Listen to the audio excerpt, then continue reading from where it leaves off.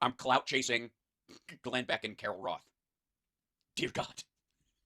Now, as for Biden causing inflation and shrinkflation, as I noted to Glenn, Biden, as well as the Fed, have enacted policies over the past few years that stoked historic inflation. Okay. No, they have not. We covered this a bunch of fucking times. Let's be abundantly clear. Even the money printer go burr bullshit they were doing during Trump's last year, where we added 6 to 9 trillion, depending on your number and when the money landed, $1 trillion, goosing the economy, which, by the way, fucking worked. Like, there's a reason why, we actually have a functioning economy and we're not having the kind of inflation the rest of the world's having is because of that direct stimulus. Secondly, let's be abundantly clear. COVID itself knocked somewhere between 20 and $26 trillion out of the U.S. economy, both short and long term. And you do not plug a $24 trillion hole with $9 trillion. It'll never fucking work. Also, if we had too much money in circulation, the dollar would not be worth $1.05. Stop it. The reason things cost more is because they're harder to get. It's a supply and demand issue. Because of supply chains, the inability to get certain resources that are used to make products, fucking eggs that were not caused. The price of eggs didn't go up because there was too much money in fucking circulation. By any measure. The price of eggs went up because we had avian flu wipe out hundreds of thousands of chickens, and then they killed a couple million more to make sure it wouldn't spread, and then it took months to grow the new chicks into full-size egg-laying hens, and during that time, there were fewer eggs available than people wanted, and restaurants would be willing to pay a lot more before groceries were, and that's why the cost went up. That's a supply and demand issue, and nothing to do with how much fucking money is in circulation. At all. Even rent, which would arguably be the one thing that you could trigger by having too much money in circulation, where people could just drive up the cost of rent and get away with it because there's more money floating out there, so you could just kick on another 10% on rent because you just argue, hey, if somebody else has got more money in their pocket, they're willing to spend it on this piece of property. Even that isn't what's causing the rent rise. Half of it is people bought a bunch of homes and moved out of the city, and all this commercial real estate, is dwindling because people are moving to they moved up in the house that they had, and they needed a better place to live and more room and all stuff because they're basically running their business out of their house, and there weren't enough single-family homes. Everybody was in an apartment, left the city, bought those up, and there aren't enough of them left for those folks, and there aren't enough jobs in the city that need to be nearby that are giving like a value add to being 2 bus stops away from your fucking office and living in an apartment there to keep your life in kind of a small zone the way city dwellers used to. It's not necessary. And those folks, it was a flood towards sort of the gentrification of old suburbs and all this stuff, and a lot of that growth, but there's not enough.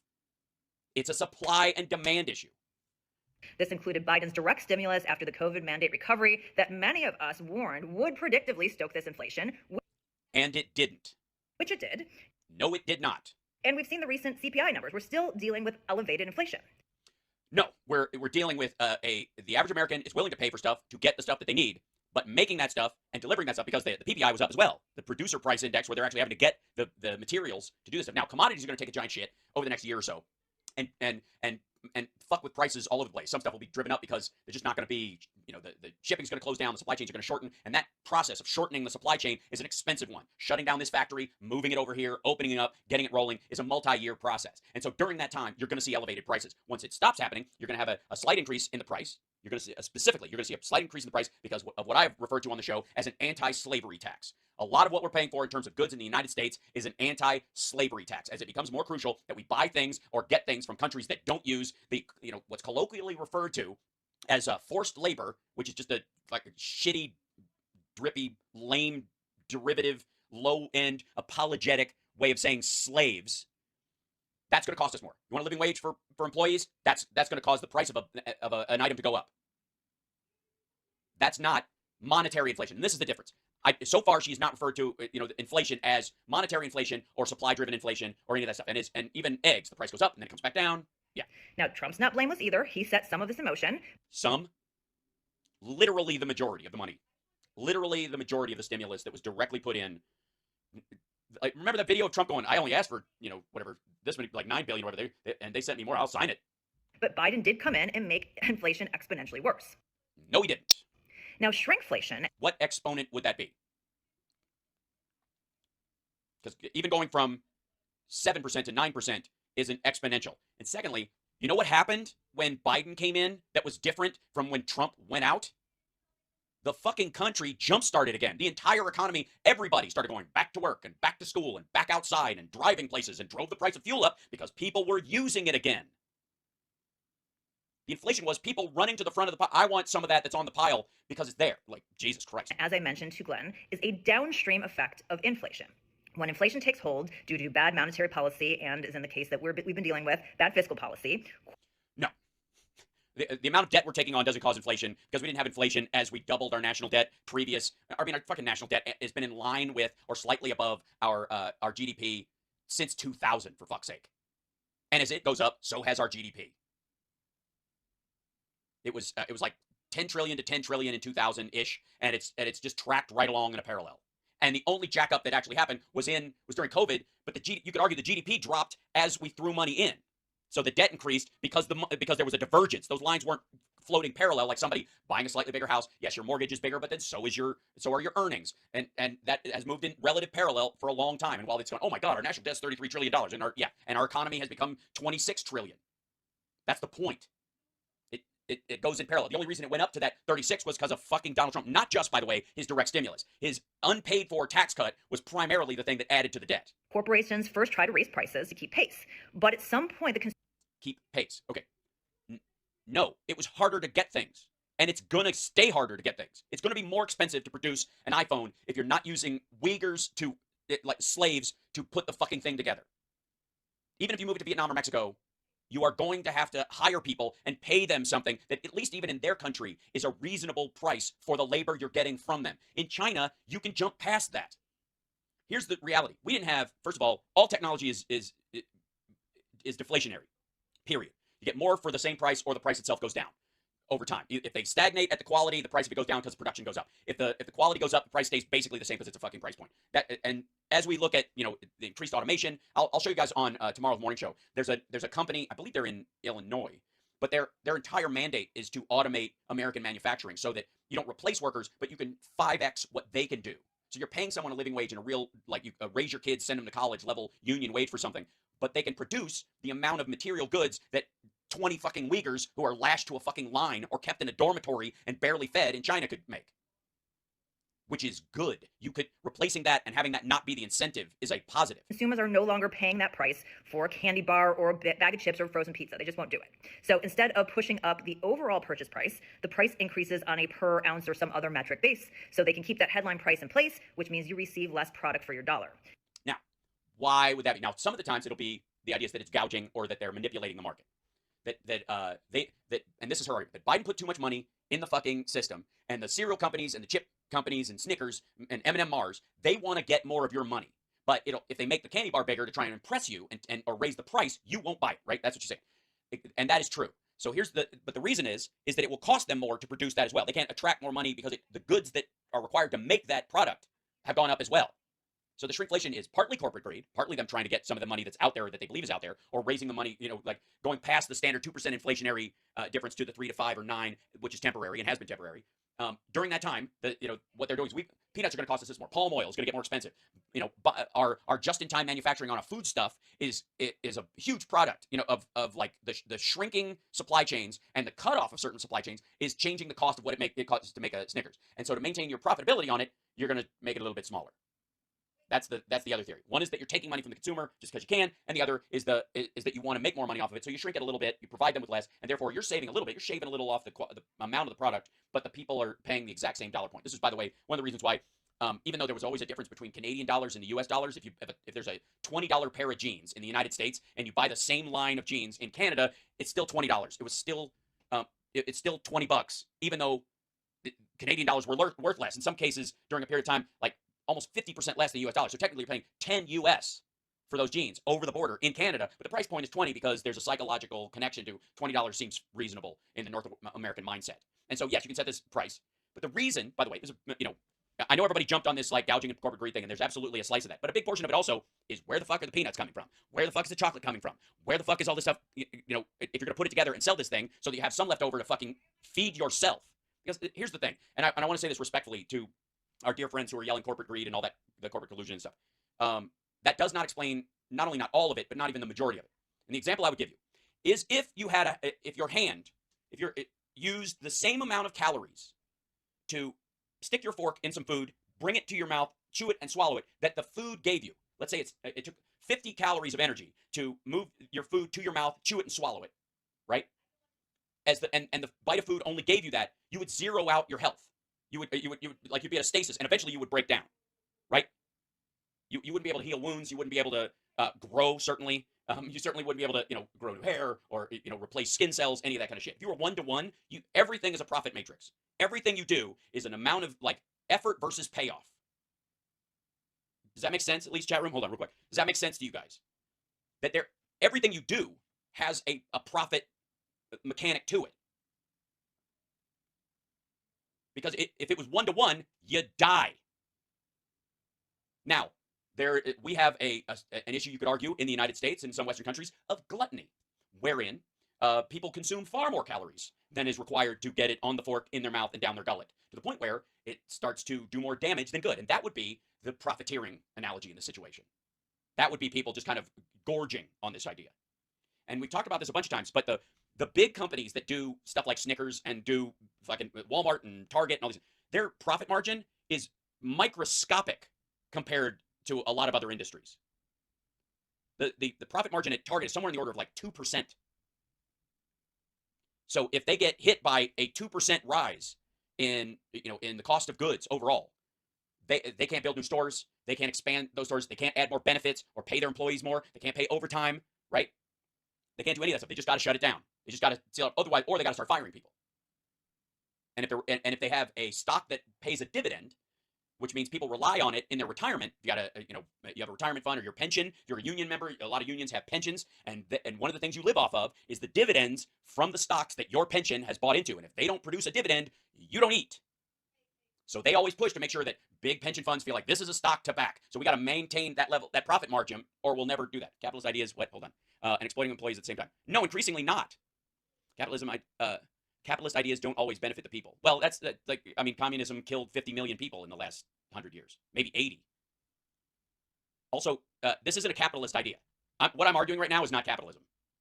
It's material. It is literally the exchange of effort and return in life and in everything else. Water Goddess says her capitalism is just a democratized economy. That is largely what it is. But again, you cannot until you can remove the effort from everything. Capitalism destroyed the environment. No, it did not. Capitalism created a situation where more people could survive, and over time, those people ate and shit their way into wrecking the environment by volume of humans on the planet, and that's just the reality. That's another conversation for another time. And oversimplifying it like that it doesn't solve the problem at all, anyways. This is materialism. It's not though. I mean, do you need to eat to live? Deregulation didn't help. That I agree with. That's right. That's why you guys know when Trump's like, we had more regulation cuts than anyone. I'm like, that's not a good thing. I would like you to be very specific about the regulations you cut because I don't want lead in my fucking water.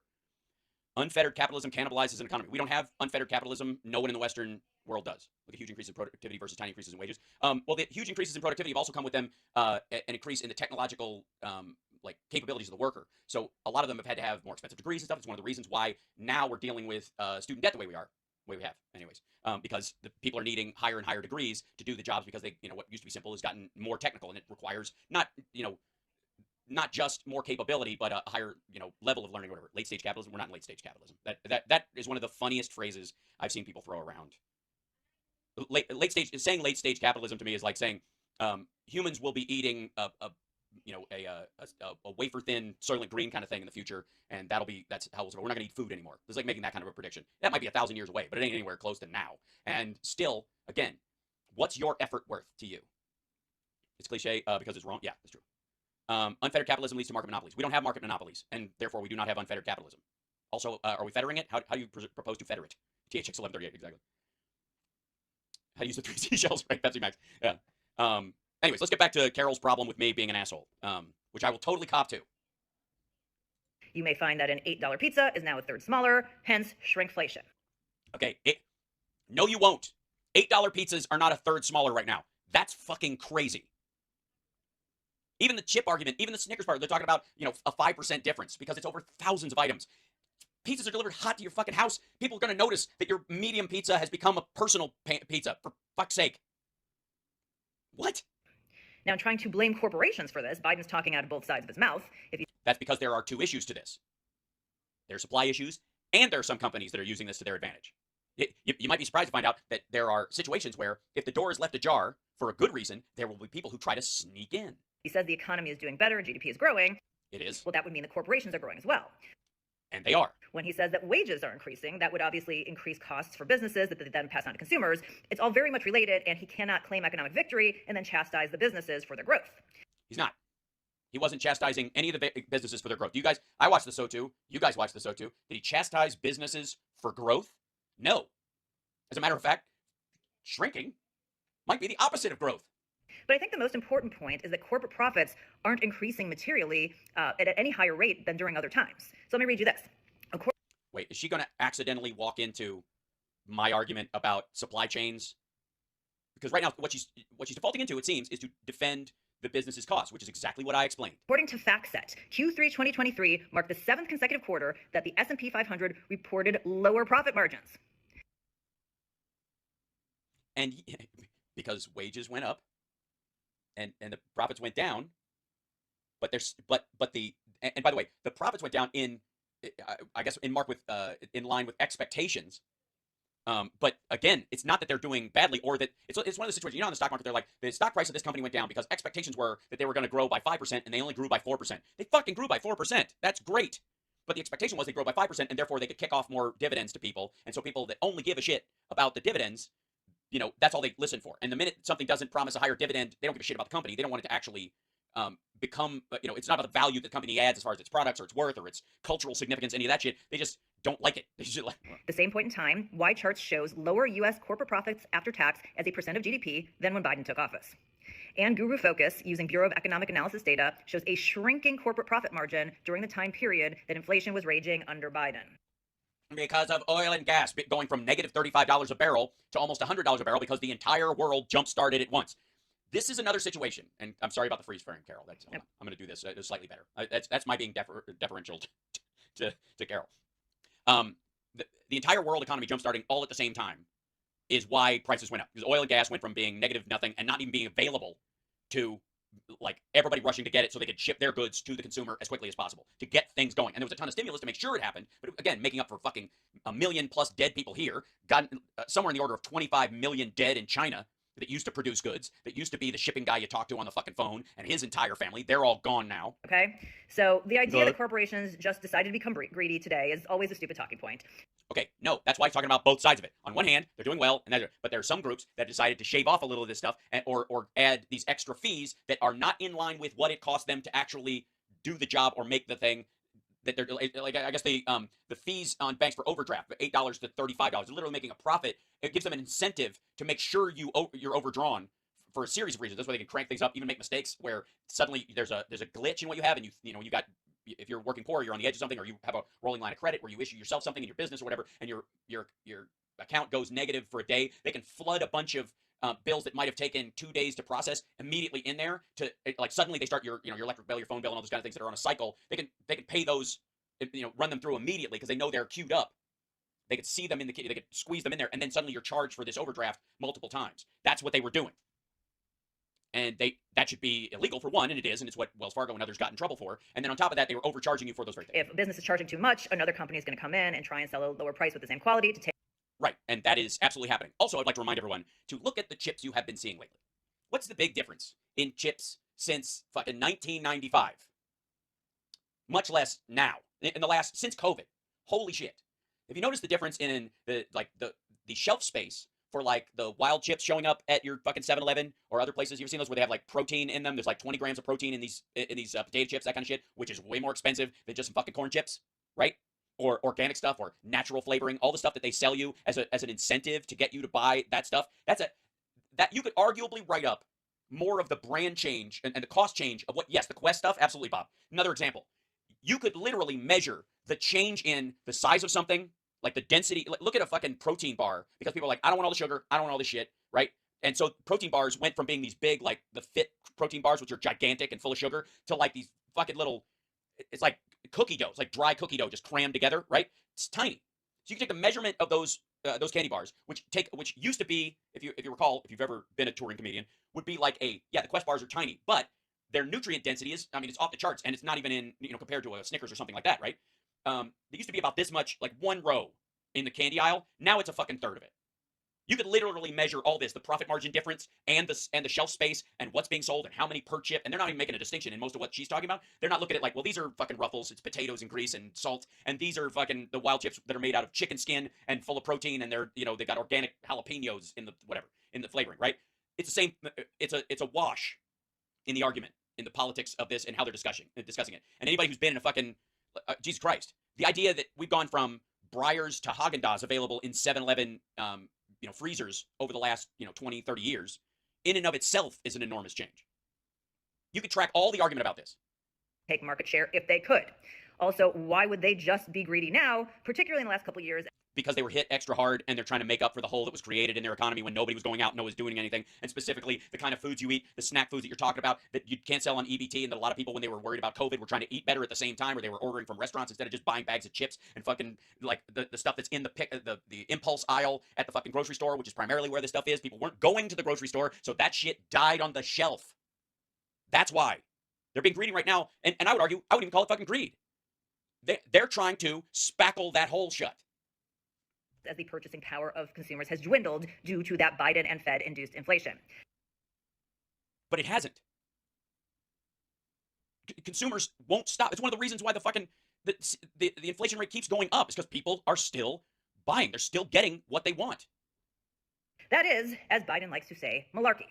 Now, this is a well-documented reality. It has nothing to do with bullshit. It's old-fashioned Volckerism, and it pretends that the X that is COVID in the equation is not solvable and you can't solve for it, so let's just blow it off. MAGA or being dim-witted, but a shitty president, a shitty Congress, and an irresponsible Fed. And if you want to slander someone and throw bad accusations around about them, know that reflects more on you than on those people. And well, as a twat, I would like to say I completely agree. Hal, it is even tackier when you have a pre-existing relationship with a person. The bottom line is that people know the reality of inflation, and if you want to be a political hack, leave me and my friends out of it. Okay, first of all, no. If you're going to go on Glenn Beck's show and argue this stuff, you're up for grabs. Secondly, we haven't really had much of an interaction since she started going on Glenn Beck's show. Like, at that point, I was like, eek. I got to be honest. It surprised me when I saw Carol Roth on there. It seemed like it was sad. It was a sad thing. And the idea that Glenn Beck needs Carol Roth to run interference for him so that he's not picked on, I do appreciate her girl powering on his behalf. But since I'm a twat, I'm going to ignore her and keep fucking with Glenn. Other than that, I have no opinion. Chat room, don't forget to hit the like and all that kind of stuff. And I will say, I'm very happy that we got our first kind of pushback as a show. Certainly helped. I did not do that for clicks, but that's how it worked out. I guess. You like her hair? Absolutely. That's the least of our worries. Again, the idea that you can have a conversation about the economy and pretend that COVID didn't happen, or that its effect on the world economy, much less the U.S. economy, was somehow minimal, and that the infusion of cash that was put in was on top of a regular functioning economy, is